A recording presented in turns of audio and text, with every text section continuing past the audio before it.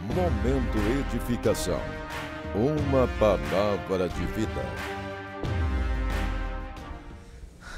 Olá, graça e paz. Mais uma vez estamos aqui em um momento de edificação, pedindo que desde já Cristo Jesus esteja edificando a nossa vida, fortalecendo, nos dando graça para estarmos aí caminhando dia após dia.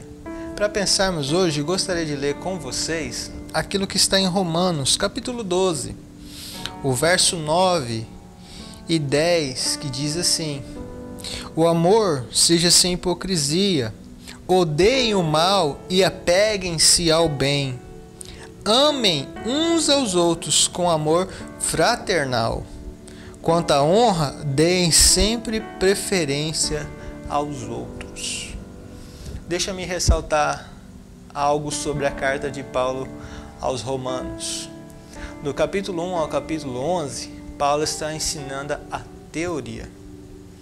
Toda a essência de doutrina está contida na carta de Paulo aos Romanos. Segundo os teólogos, ela é a carta mãe. Alguns consideram Efésios. Eu, particularmente, acho o maior acervo teológico que Paulo escreveu é a carta de Romanos. Todavia, quando entra no capítulo 12 ao 16, é como se toda aquela teoria tivesse que ir para a prática. A gente chama o primeiro ponto de a ortodoxia correta. E diante do capítulo 12 ao 16, a ortopraxia correta, ou seja, a prática correta dessas doutrinas, desses ensinos que Paulo elaborou nesta carta. E o interessante é que quando ele manda nós colocarmos em prática, no capítulo 12, ele já começa meio que dando a nós um novo parecer daquilo que nós temos em Cristo, uma nova vinda em Cristo. E ele estipula ali aquilo que ele chama dos dons, de como devemos lidar com isso.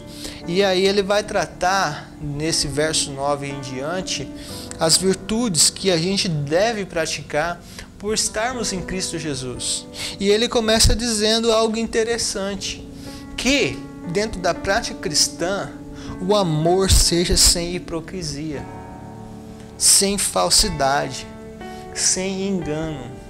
E nós, mesmo sendo cristãos, nós temos dificuldade de lidar com a verdade alheia. Nós omitimos os fatos. Nós não temos muitas vezes maturidade para lidar com aquilo que é verdadeiro, com o que é real. Aqui particularmente, deixa-me trazer entre parênteses uma ressalta que eu encontrei no pastor Alberto, que por diante do contexto de vida que eu já tive, eu ainda não havia encontrado tanta liberdade no falar quanto o pastor Alberto tem com a gente. Ele fala na lata realmente o que a gente precisa ouvir, seja bom ou ruim. Os conselhos dele sempre é com amor, mas é o que a gente precisa. Alguns momentos eu fiquei escandalizado, pois eu ainda estava aprendendo, acostumando com o seu jeito. Todavia, ele nunca deixou de ser autêntico no seu falar. Isso é um padrão a ser seguido. Agora eu fecho os parênteses. É o que Paulo está dizendo. E por mais que devemos praticar isso, ele diz ainda mais: odeiem o mal e apeguem-se ao bem. Isto é uma luta que temos diariamente, porque o nosso coração é mau. O nosso coração é corrupto. O que nós desejamos verdadeiramente é o mal, é o problema, é o caos. E isso não é só para com a gente. Dos nossos a gente quer ficar livre. Porém, daquele que é do outro, a gente quer que se lasque. Mas Paulo está dizendo: vocês, como cristãos salvos, ouviram o Evangelho, têm a vida transformada em Cristo, tende a praticar o que é bom, o que é correto, o que é certo, apesar da nossa natureza ser inclinada para o mal. É o que ele diz em Romanos 7. O bem que eu quero fazer, este eu não faço, mas o mal que eu não quero, este eu faço. Este é o livre-arbítrio que não temos, porque se a gente tivesse verdadeiramente esse arbítrio, nós não teríamos essa interferência do mal. Mas nós, por termos a natureza caída e inclinada para o mal, nós só tendemos aquilo que é ruim. Portanto, Paulo está dizendo, vocês têm a mente transformada, vocês são transformados em Cristo por meio do Espírito Santo. E ao viver essa nova vida em Cristo, apeguem-se ao que é bom, apeguem-se ao que é correto, ao que é certo. E ele ainda diz mais, ame os outros com amor fraternal. É aquele amor que envolve o outro em seus braços, dizendo, meu irmão, eu estou contigo. Que não abre mão. Isso é válido para todas as ações possíveis. O Evangelho, ele é completo, ele não é isolado, ele não é por metades, ele é completo. E Paulo diz mais ainda, quanto à honra, deem preferência para os outros. Já pensou nisso?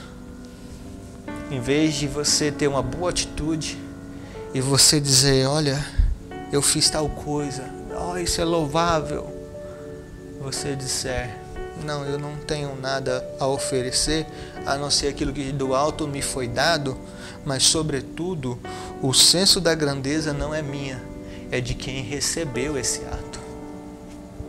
Sabe que nós gostamos de ter o nosso ego massageado, mas Paulo está dizendo, olha, quanto à honra, quanto à exaltação, não olhe para si. É o que Paulo vai dizer também lá em Filipenses 2.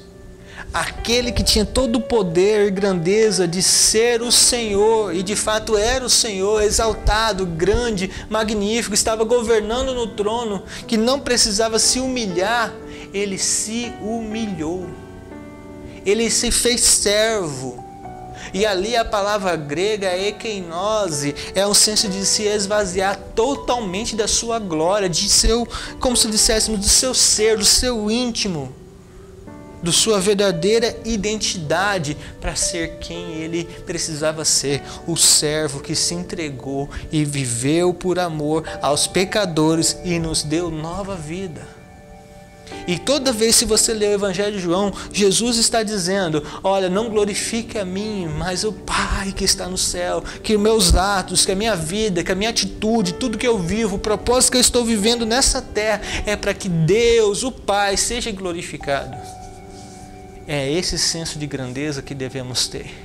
Glorificar a Deus por nossos atos, sim, mas não sobretudo colocar o nosso ego, mas sempre o outro em nosso lugar. Esse amor sem hipocrisia vai levar-nos a odiar o que é mal, o que é feito para com quem é nosso semelhante.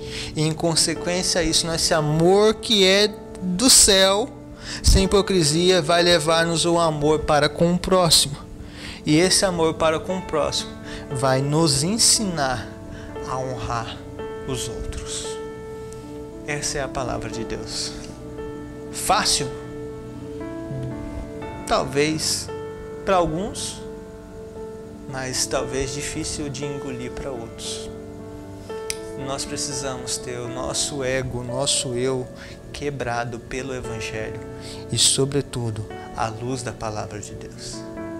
Que Deus nos abençoe, nos dê graça, em nome de Jesus. Fique na paz.